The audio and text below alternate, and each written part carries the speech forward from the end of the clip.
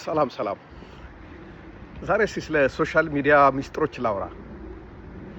የማህበራዊ ሚዲያ ሚስጥሮች ካልተገለጠልን በጣም ብዙ ያልደረስንበት ነገር ይኖራል ብዬ አስባለሁ። በአሁኑ ሰዓት ሶሻል ሚዲያ ላይ የተለያዩ ሀሳቦች ይራመዳሉ። ሰዎች የገባቸው ነገር እኔ አውቀዋለሁ የሚሉትን ወይም የሚያምኑበትን ነገር ወይም ከሌላ ሰው ቀጥቶት የተስማማቸው የወደዱትን ነገር ያካፍላሉ። አንዳንዶች ደግሞ በዋዛ በፈዛዛ ያው ጊዜ ለማሳለፍ ብሎ ቀልድ ቧልት የማይሆን ነገር እርስ በርስ መተቻቸት መተማማትን ያቀርባሉ። ሁሉም ግን ያው ፕላትፎርሙ ለሁሉም የሚበቃ ስለሆነ ሀሳቡን ይገልጻል። መንግስታት ፖሊሲያቸውን ይናገራሉ። ድርጅቶች ትልልቅ ድርጅቶች እቃቸውን ያስተዋውቃሉ። ስለዚህ ማህበራዊ ሚዲያ ለስልጣኔ እገዛ እያደረገ ነው። ያ የማይካድ ቢሆንም በማህበራዊ ሚዲያ ውስጥ ልናውቃቸው ከሚገቡ ነገሮች አንዱ በፌክ አካውንት ስለሚጠቀሙ ሰዎች ማወቅ ነው ያለበት።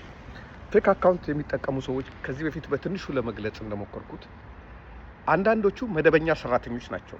እኔ አሁን በኔ ግምት ጥናት ባይኖረኝም ግን ካለው ብዛት አኳያ በኔ ግምት የኢትዮጵያ መንግስት የሰራዊቱን ያህል የመከላከያ ሰራዊት ብዛት ያህል የሶሻል ሚዲያ ሰራዊት እንዳለው ነው ማምነው። ምክንያቱም አንዳንድ አሉታዊ ነገሮች መንግስት የሰራቸውን ስህተቶች ግልጽ የሆኑ የሚታወቁ ማስረጃ ያላቸው ስህተቶችን ስታነሱ ለማስተባበል በዛ ውስጥ የሚሯሯጡትን ሰዎች ካያችሁ በጣም ትገረማላችሁ። ድርጊቱ ትክክል ነው ትክክል አይደለም ወደሚል አጀንዳ አይደለም የሚሄዱት። በቃ የሚሄዱት እናንተ ያሰባችሁትን ሀሳብ ማዛባት ነው። ወይ በንግግራችሁ መሀል አንድ መግባት የማይገባው ቃል አስገብታችሁ ይሆናል፣ ወይ ስትጽፉ አንድ ፊደል ተሳስታችሁ ይሆናል። ያንን ይተነትኑታል፣ ያንን ወደ ሌላ ያዞሩታል። ወይ የሃይማኖት ቅርጽ እንዲይዝ ያደርጉታል፣ ወይ የብሔር ቅርጽ እንዲይዝ ያደርጉታል፣ ወይ ደግሞ የሆነ ማህበረሰቡ ከማይወዳቸው ነገሮች ውስጥ ያስቀምጡትና ያ ነገር የተጻፈው ነገር ወይም የተነገረው ነገር የታሰበለትን ዓላማ እንዳያሳካ ይጥራሉ ማለት ነው። እነዚህ ሰዎች ምናልባት አንድ ሰውም እኮ በ20 ስም ሊጠቀም ይችላል፣ አንድ ሰውም በ30 ስም ሊጠቀም ይችላል። ግን ከብዛታቸው አንጻር ግን ካለው ህዝባችን ምን ያህሉ እንደዚህ ሆነዋል ብለን ለማለት እንድንፈራ ያደረገ ነው። እና መንግስት ለመከላከያ ብቻ አይደለም የሚከፍለው፣ ለፖሊስ ብቻ አይደለም የሚከፍለው፣ ለማህበራዊ ሚዲያ ሰራዊት ከዛ በላይ ይከፍላል ብዬ ነው ማምነው። ሌላ ደግሞ የሆነ የፖለቲካ ፓርቲ ሊሆን ይችላል፣ የፖለቲካ ድርጅት የተቃዋሚ ሊሆን ይችላል። ለምሳሌ የፋኖ ሊሆን ይችላል። ከፋኖ የሆነ ነገር ካነሳችሁ ምን ሁሉ ነገር ትክክል ነው ካላላችሁ ከዛ ደግሞ የሚጮሃለ ያ ይከፈለዋል ባልልም ያ በስሜታዊነትና በካለመብሰል የሚመጣ ትችት እለዋለሁ። ወይም ስለ ኦነግ አንሱ ኦነግ የሚደግፍ አካል ካለ ያኛው በቃ አንተ ምን አገብተው ነው ስለዚህ የምትናገረው ይላቸዋል። እንዴ ከሀገራችን አልፈን እኮ የዓለም አቀፍ ጉዳይ እናወራለን አይደለ?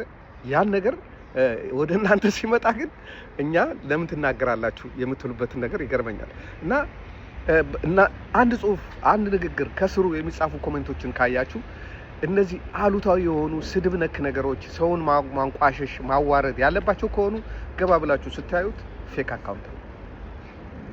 ፌክ አካውንት ሰው ብዙ ጊዜ ሀሳቡን ነው የሚያየው እንጂ ሰውየውን አያይም። ከዚህ በኋላ ማድረግ ያለባችሁ የሆነ ኮሜንት የሚገርም ኮሜንት ወይም ደግሞ ተገቢ ያልሆነ ትሉት ኮሜንት ስታዩ ግቡና ይዩት።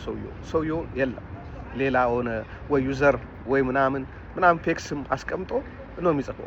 ደግሞ በኢህአዴግ ጊዜም በተወሰነ የነበረ አሁን ደግሞ በጣም የባሰበት ለምሳሌ መንግስትን የሚደግፍ መስሎ የሚቀርበው ሰውዬ የህወሓት ሎጎ ሊያስቀምጥ ይችላል፣ ወይ ደግሞ የሞ አንበሳ ሊያስቀምጥ ይችላል፣ ወይ አረንጓዴ ቢጫ ቀይ ያ በመሀል ላይ ኮከብ የሌለበትን ባንዲራ አስቀምጦ ሊሆን ይችላል፣ ወይ ደግሞ የሆነ የኦርቶዶክስ ቤተክርስቲያን ወይም የፕሮቴስታንት ቤተክርስቲያን ወይ የመስጊድ ምልክት ሊያደርግ ይችላል።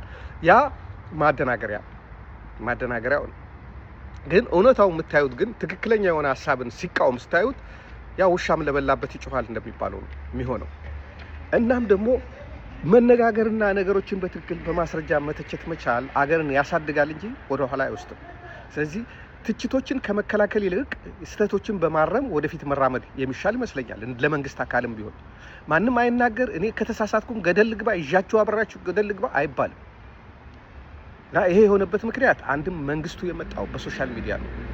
ይሄ በምርጫ ወይ ደግሞ በትግል የመጣ መንግስት አይደለም፣ በሶሻል ሚዲያ ነው። እኛ ሁላችንም የዶክተር አብይኑ መንግስት የደገፍነው በሶሻል ሚዲያ ነው። የእሱ ገጽታ ግንባታ የተጻፉትን ነገሮች አንብበን እሱን ሰምተን በቃ ከጊዜ ብዛት ነው ከዛ ደግፈ ነው አብረው ነው መቆም የጀመርነው የነበረው። ስለዚህ ሁሉም እሱ የመጣበት ታክቲክ ስለሆነ በዚህ ነገር ላይ በጣም መዋለ ንዋይ እየፈሰሰ እንደሆነ መታወቅ አለበት። ይህ ለሀገር እድገትም ቢሆን ለእርስ በርስ መስተጋብር ለግንኙነት ጠቃሚ አይደለም። የብሔር ጉዳዮችን አንስቶ መሳደብ፣ የሃይማኖት ጉዳዮችን አንስቶ መሳደብ ወይም ደግሞ ሰዎች ከተናገሩት አውድ ውጪ ከጻፉት አውድ ውጪ ተርጉሞ ለማሸማቀቅ መሞከር የጨዋ ባህሪ አይደለም እና በሶሻል ሚዲያ ውስጥ መታወቅ ካለባቸው ሚስጥሮች አንዱ እንደዚህ አይነት ተግዳሮቶች እንዳሉ ነው። ሌላው ምንድነው በእኔ በኩል ሶሻል ሚዲያ ውስጥ ያሉ ሰዎች ወደ አሁን ቲክቶክ ላይ ያሉኝ ሰዎች ከነሱ ማይተናነሰው ብሎክ አድርጌያለሁ። ምክንያቱም የሚሳደብ ሰው እኔንም ሆነ ሌላም ሰው የሚሳደብ ከሆነና ፌክ ስም ካለው ብሎክ አድርገዋለሁ። ፌክ ነው ሰውየው። ፎቶውን አስቀምጦ የሚሳደብ ሰው እንኳን የሚታዘበው ሰው አይጠፋም። ስለዚህ እሱ መንካት የለብኝም። ምክንያቱም ፎቶ ማንነቱ ታውቋል። እኔ እንኳን ባላየው ሌሎች የሚያውቁ ሰዎች ስለሚያዩት በዛ ነገር ኃላፊነት ይወስዳል። ከዛ የሚያውቁ ሰዎች እንዴት እንዲህ ትላለህ ይሉታል። ሰው ማንነቱ ደብቆ ከሆነ የሚናገረው ያ ሰው ውሸታም ነው። ውሸታም ስለሆነ ሀሳቡን ለማንም አይጠቅምም። ይሄ ለማሳሰብና ለመናገር አስቤ ነው። ስላዳመጣችሁኝ አመሰግናለሁ። እግዚአብሔር ይስጥልኝ።